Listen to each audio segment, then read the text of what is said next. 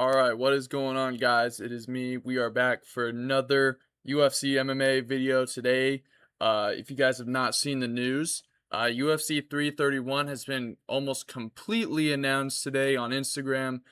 We got Joshua Van versus Alexandre Pantoja 2 as the headliner, and then Arman Sarukian versus Mauricio Rufy as the co-main as a 5-rounder.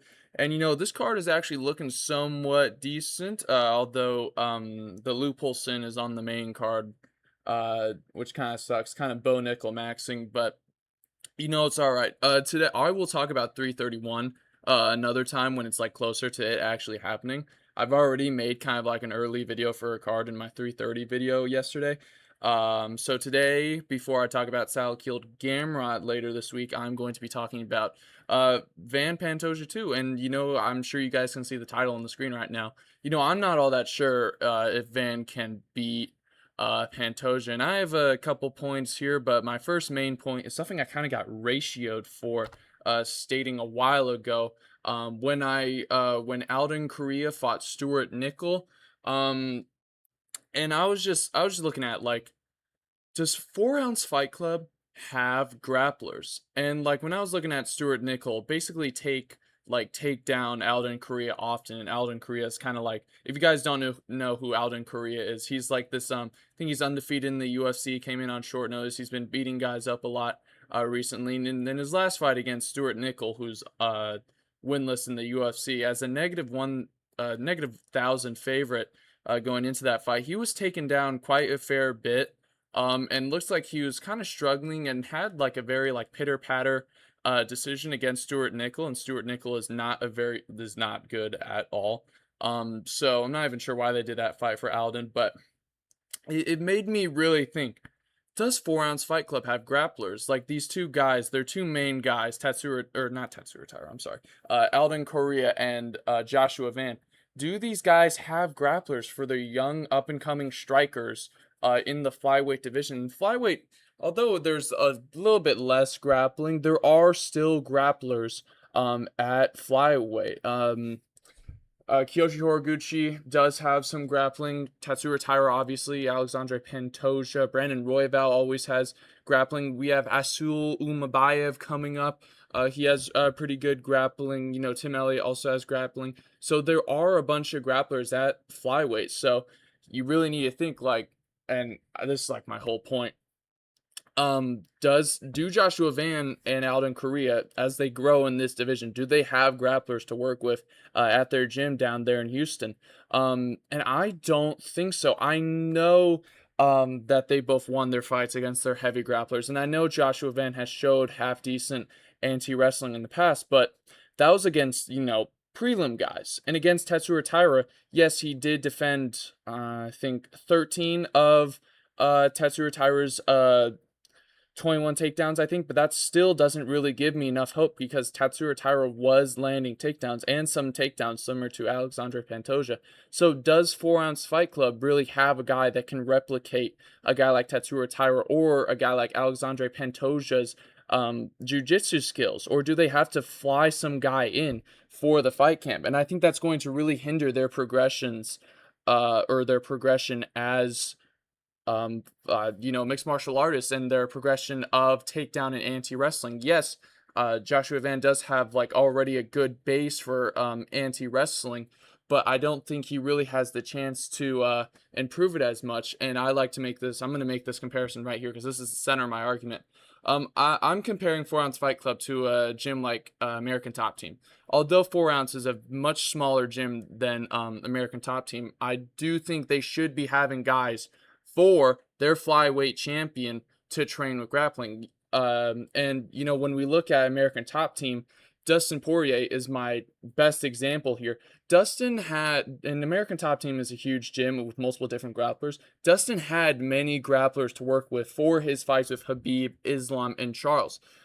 Dustin said leading up to the Islam fight, the one thing he did that whole fight camp to prepare for Islam, and I'm making a rough quote here, was he had Gamrot on his legs. And Gamrot is a very talented grappler. Had very good grappling success with Arman Sarukian. Although he got choked out by Charles, that is a completely different level on short notice. that's good for Dustin. He has Gamrot, and I also threw up the Moicano image because these are two very good lightweight grapplers to help him train. Although they aren't at the same level as Islam, they're better than nothing. They're better than just scrubs at your gym that can shoot a takedown. Both of them have outstanding grappling, and Mateusz Gamrot might show levels with his grappling this weekend against Quillen Salkield. I'll talk about that later this week. But the difference is Dustin still lost to guys like Habib, Islam, and Charles. And he had these two extremely, and a couple more. I listed a couple more: Thiago Moises, Kayla Harrison, and Masar Evloev, and Azamat Bikoyev over there at American Top Team. He had all this grappling talent at his huge gym, American Top Team, which is one of like the best gyms in the world for high level mixed martial artists, and he still lost to Islam Makhachev. Yes, Dustin did make great improvements in the grappling. It didn't really help him in that matchup. And although you might say these are two completely different stylistic matchups, Dustin versus Islam, Pantoja versus Van, I think it's a good comparison because I don't really have any other comparisons for like what I'm trying to the argument I'm trying to make here. So if Joshua Van doesn't have a Gamrot or like a Moicano to train with at his gym, like how is he really developing his grappling? Just random guys at his gym just drilling with takedowns? You need to be facing like real brown black belt guys who have been training grappling like all their lives, just like Pantoja has. You need guys that can like replicate how quick in the scrambles Pantoja is and how quickly he can wrap up the rear naked choke, which is another thing I'll talk about in my next slide. But this is my main argument. I'm like don't get me wrong, Joshua Van is an amazing talent. He's probably one of the best flyweight talents we have ever seen, and his fight with Tatsuro Taira proved that. But I don't know about like his progression, especially if he's going to stay at 4 Ounce Fight Club. I know he probably is very close to those coaches, but I think like if he went to like a bigger gym and he really had a bunch of like went to a gym that had a bunch of other like flyweight, bantamweight size guys who are really good grapplers, I think that would help him out a lot because we can see it helped out Dustin to train with Mateus Gamrot and Renato Moicano. So this is my main point. But yeah, I'm trying to think anything else. Yeah, I just worry about Joshua Van if he doesn't have a guy that is in like similar like proxy grappling wise to Pantoja to be training with instead of just like random like maybe blue or close to brown belts at 4 Ounce Fight Club. Next up, and this is my like second kind of point about this is that Pantoja and Tyra are completely different grapplers, and like I know I said that Tyra took down Van, but I think also one of the things that got Tyra to take down Van a lot was Tyra's size. Tyra is a little bit bigger than Van, if I'm not mistaken. Tyra is around 5'9", 5'8", 5'9", which is a little bit bigger than Joshua Van, and he had a bigger reach, and he like packs on. I think Tatsuro Tyra is probably more like a bantamweight, if I'm going to be honest.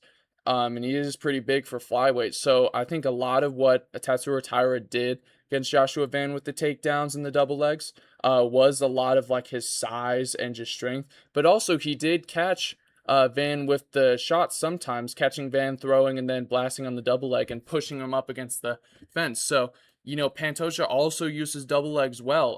When I watch Pantoja grappling, I see him when he shoots on guys and he gets a grip on them. He either pulls them, he either stays on the double leg and presses the double leg up against the fence, or he will switch to their back and drag them down to the mat and then start looking for the rear naked choke. I provided multiple images, although both of those two images are against Kaya Sakura. But when you watch Alexandre Pantoja, and I know I'm not tripping when I'm seeing this, he gets the grip, right? Two hands locked around his opponent's waist. He will either keep pressing with the double leg, or he will like scramble around to his opponent's back when they're trying to like get double underhooks and escape the takedown, and he will like pull them down to the mat. And that's where he can work probably one of his literally his best submission that he has, his rear naked choke, which he has gotten a lot of guys with. Kai Sakura, Kai Kara France. I think he got Alex Perez in too, and he threatened it very well also against with Brandon Royvac clearly in that image. So he does have a very good rear naked choke, and when he gets both of his hands locked and he switches to the back, what is Van gonna do? Because the last guy Van fought mostly just blasted double legs and held him up against the fence and tried to pull him down to the ground just with his strength alone. But when Pantoja goes in there and he gets a two-hand lock, and like maybe instead of shooting for the double leg and getting into Van's guard and maybe getting butterfly hooked out of there, he switches up, and as Van is trying to defend in the clinch, switches around to Van's back and drags him to the canvas and starts threatening a rear naked choke, which is his best submission. Although I do think Pantoja will shoot a little bit less than Tyra did. I think the reason why Tyra probably shot so much against Van because he was very much hurt on the feet, and he was clearly outclassed on the feet because he doesn't really have the head movement to be standing in the cage with a guy like Van.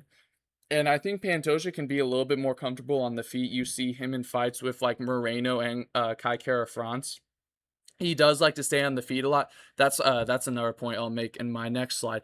But I do think when Pantoja does shoot, I think he's going to be very accurate than what Tyra did. I think he'll actually pick his shots very well and pick his shots when he knows, hey, Van's back up here against the fence here. If I can get the two hands locked and I can drag him to the fence or drag him down to the mat, can I lock up the rear naked choke?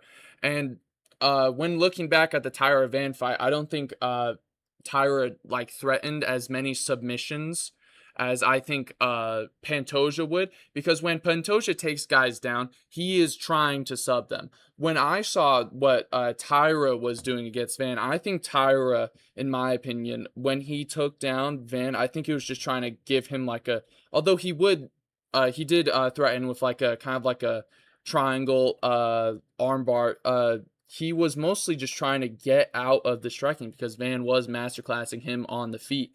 And he was just trying to get Van down and hold him down and avoid getting, brutalized up on the feet.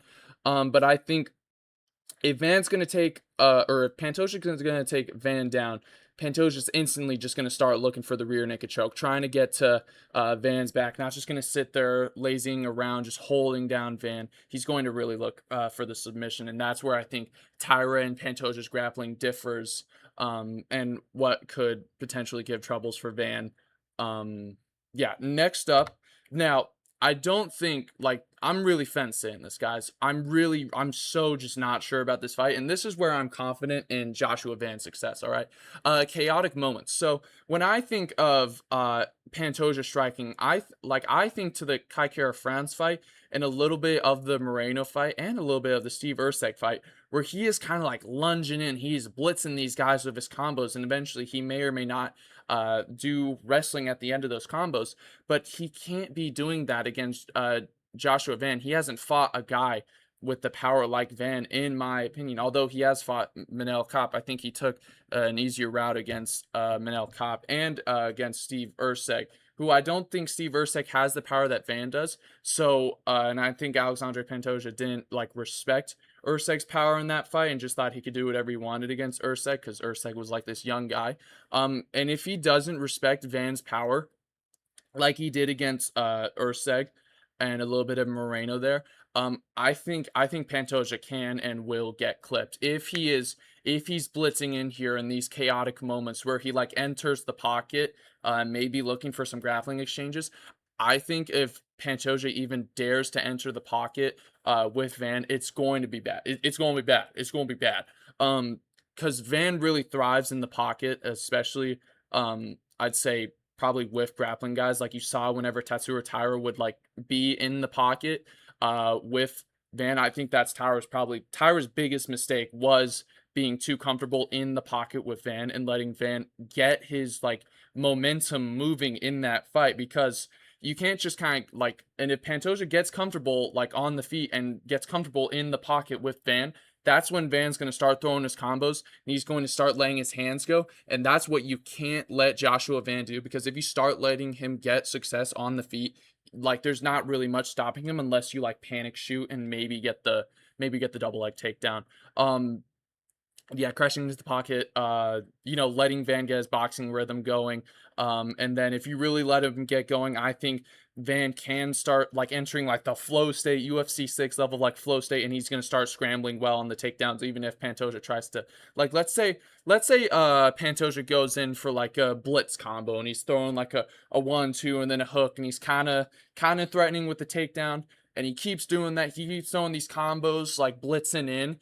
I think Van's gonna clip him. I think Van's gonna clip him with like with not a 1-2. I'd say I think he could clip Pantoja with like an uppercut or like a check hook, and then Pantoja's hurt. He's hurt real bad. This is what I can see for sure happening. Pantoja gets hurt real bad. He gets clipped, and then he's panic shooting. But now, since he's let Van get too comfortable on the feet to let him throw his offense, Van's gonna enter like this little flow state, and he's gonna scramble pretty well. Even if Pantoja gets the takedown, Van can get his barfly hooks, push off of him, get up, and start using like get really his combos moving on like a hurt Pantoja. So and then what else here? Oh, clinch. The clinch. I think Van will have a little bit more successful in the clinch if he can deny the takedowns.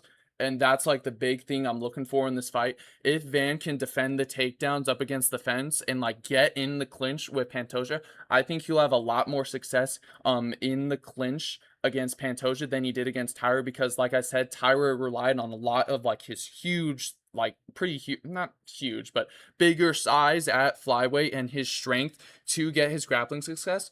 Because Van and Pantoja are very similar size, both of them are 5'5", unless I'm mistaken. In the clinch, I think they will be very evenly matched, and I think that's where Van can get his success in defending the takedowns, getting double underhooks, and getting out of there and getting back to getting his boxing rhythm going. So yeah, that's kind of all the points I had for this fight. My last main point, I do really worry for the guys, the flyweight prospects, Van and out in Korea, coming out of 4 Ounce Fight Club, if they have grappling guys. But I'm very much fencing this fight. I really don't know with this fight who's really gonna win. Like I could go any day going, oh dude, I think Van's gonna clip him, or I'm gonna say, oh yeah, Pantoja's gonna get to the back and he's just gonna choke out Van like nobody has ever done before. So let me know what y'all think about this fight. If my analysis is totally wrong in this fight, please let me know. I'd love to learn more about MMA and make sure like I actually know what the hell I'm talking about. So let me know what y'all think about this fight and the rest of the matchups for 331. I will be making a video about that eventually, and expect the Sal killed Gamrot video coming out soon. Hope y'all enjoyed this rant type video, and I will see you all in my next video. Goodbye.